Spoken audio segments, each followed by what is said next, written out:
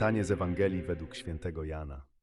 Onego czasu rzekł Jezus uczniom swoim: Jeśli mnie miłujecie, zachowujcie przykazania moje, a ja prosić będę Ojca i innego pocieszyciela dawam, aby pozostał z wami na zawsze. Ducha prawdy, którego świat nie może przyjąć, bo go nie widzi ani go nie zna. Lecz wy go poznacie, bo u was pozostanie i w was będzie przebywał. Nie pozostawię was sierotami, przyjdę do was. Jeszcze niedługo, a świat mnie już nie ujrzy, ale wy mnie widzicie, bo ja żyję i wy żyć będziecie. W on dzień poznacie, że ja jestem w Ojcu moim, wy we mnie, a ja w was. Kto ma przykazania moje i zachowuje je, ten jest, który mnie miłuje. A kto mnie miłuje, umiłuje go Ojciec mój, i ja go miłować będę i siebie samego mu objawię.